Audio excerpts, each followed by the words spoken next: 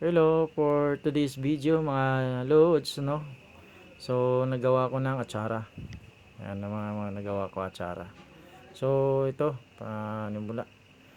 So, tapos na ako nagagayat ng papaya. Yung papaya na yan mga loads, maliliit pa, bata pa. Kasi gawa nung ng bagyong kuring mga loads. Kaya napilitan ako na sayang na ko itapon, di pakinabangan natin. So, ginawa natin paraan para mapakinabangan.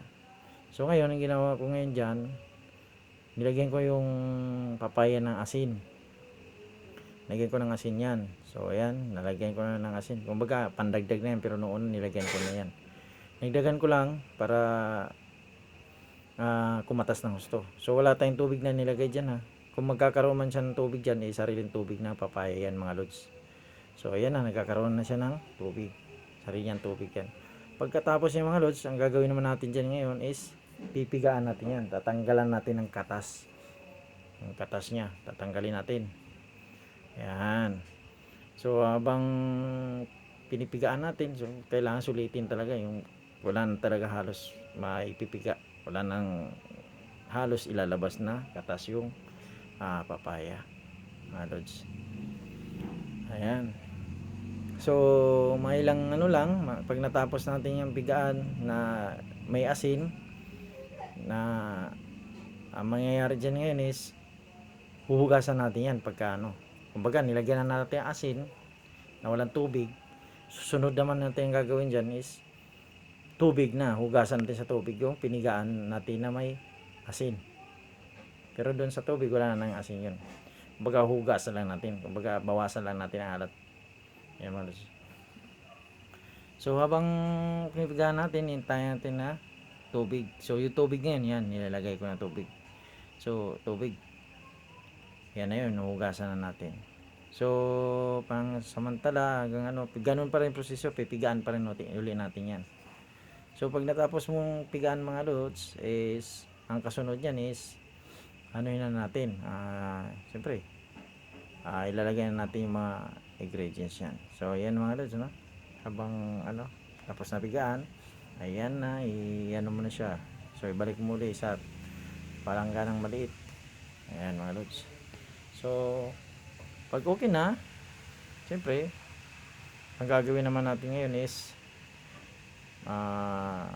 buwagagin muna pala natin mga lods. Kasi kung yung pinigaan natin ng gusto, parang namumuo siya. So kailangan buwagagin muna natin para yung ilalagay natin mga ricado, madali lang mahalo. So ngayon, lalagyan na natin yung pauna natin ilagay is yung carrots.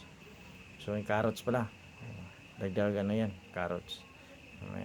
So ayan, carrots, and then meron tayong siyempre sibuyas, yan, yan, luya. So unang ilagay natin ngayon mga lods is yung carrots. So lalagyan na natin yung carrots para lalong magkakaroon ng lasa. So sunod niyan ilalagay natin siyempre yung sibuyas. Ayan, sibuyas. And then yung sunod natin ilalagay dyan yung luya. Ayan, luya. Kailangan lang yung mga nilalagay natin dyan, halos kasing laki lang din ng papaya natin, gaya yung natin, gaya. So sunod ilalagay na natin yung bell pepper. So bell pepper, so napakamahal mga lods yung bell pepper, pero okay lang kahit mahal. Kung gusto mong kain ng masarap, talagang mabibili mo yun. Kaya ganoon talaga, hindi mo tipirin yung sarili mo mga lods. So ayan, habang hinahalo-halo natin para yung mga ingredients is yan mga lods, hahaluin na natin. So nag-add pala ako dyan ng bawang. Nag-add pala ako dyan ng nakalimutan ko yung bawang. So hindi natin, so na-add na tayo ng bawang mga lods. And then sunod natin na yan, so yan mga lods, hahaluin lang natin ng hahaluin yan para maano siya, so habang natin sa nilalagay natin sa papaya. So ihalo natin yung mga nilagay natin dagdag na mga ingredients para so pagkatapos yan, yung mga alam mo na nahahalo na talaga. So yan lang mga lods, so siyempre sa mga hindi pa kasunod niyan is siguro mag-isa-isa dyan, baka matutunan yun. Magdadagdag tayo na dyan sa mga hindi lang marunong asin. Siyempre titikman mo yan, hugasan natin kanina, kumbaga may asin, hugasan na, pangunahing pangailangan natin ng asin yung Kumbaga, So, ginagawa bago natin yan, ulam mga yan. lods, lalagay muna natin yung So, suka na next pinakulo natin na. gagawin dyan, Pinakulo na mga suka. lods pala, hindi ko na So, videohan. yun So, yung naglagay na ako dyan, meron ng ingredients nagpakulo na yun. pala So, ako ng baga, may suka. paminta na, Suka na yun is may timpla na nun. sugar na. Yung Nilagyan sugar ng na paminta, ginagamit konting ko asin, dyan is yung pula na suka. mayroong Hindi naman yung dark, yung light lang na tawag pagkapula. Yun, mga lods. sukal, So, asin, ganun ang tapos inaano ko na nilagay ko. paminta. Yan, so mga lods, no? Suka, Kaya, paminta. ano. So mga lods, So, yun na yun. habang inaano natin mga lods, So, no? ulitin ko, no? So, Suka, ano na pinakuluan natin? na may kasama So, sukal pala, nakalimutan. Yun pala yung nahimos sukal. natin yan na And halo-halo. then mayroong para paminta, magiging konting asin. magkahalo-halo talaga. So yun mga lods. So, ang ilalagay na natin mamaya, ngayon is yung ilagay na natin. So, mga lods, suka. Suka, baka Lagyan natin mapansin ninyo, nagkakamay lang ako dyan. So, ano naman yan, malinis naman ang kamay ko. Dalawang bisa kong naghugas dyan bago ko hawakan. Siyempre, kailangan din natin yung kalinisan sa katawan natin para pagkain yan. So, kailangan din natin malinis sa sarili natin. So, malinis naman ang kamay ko naghuhugas. So, wala kasi akong plastic gloves na nabili. So, yan lang. Pero naghuhugas, malinis naman. Nakadalawang bis naman ako na naghuhugas na nagsasabon. So, yan mga lods, no? Habang hinahalo na natin, so mamaya yan, ilalagay na natin yung tawag nito, yung suka natin na pinakuluan. So, ganun lang. So, dandahan natin ihalo, iikot-ikot natin para maano talaga lahat. Pero pag naubos na yan, ilagay na natin yan. Ganun pa rin gagawin. Ihaluin pa rin natin. Gamit natin yung kamay nating malinis. So, yun mga lods, no? Kamay nating malinis. So, siyempre, maghuhugas kapag kain yan. So mga hindi pa, bago pa, kung hindi pa naka-subscribe sa akin, huwag niyong kalimutan mag-subscribe sa akin. And then, tawag nito, like and share sa mga bago pa lang.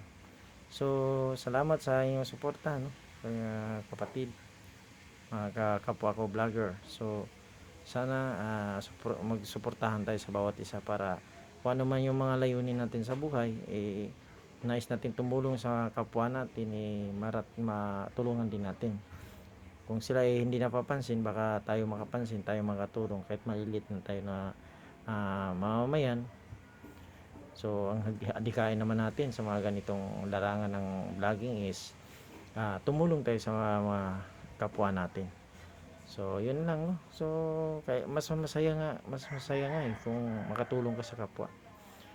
Kumpara sa mga hindi naman lahat, no? So, basta adikain ko, tutulong din ako sa mga kapwa ko, mamamayan. So, kung ano man marating ko, kung pagpalarin, mabigyan, diba?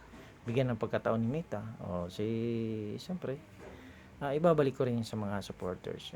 O kung hindi man may bigay lahat ng supporter, may ibigay ko sa mga nangangailangan na dapat kailangan talaga na bigyan ng tulong. So, yun lang, mga kapatid, mga kapwa ko vlogger. So, thank you sa mga nagsusuporta. Yung hindi pa, paki-support na lang.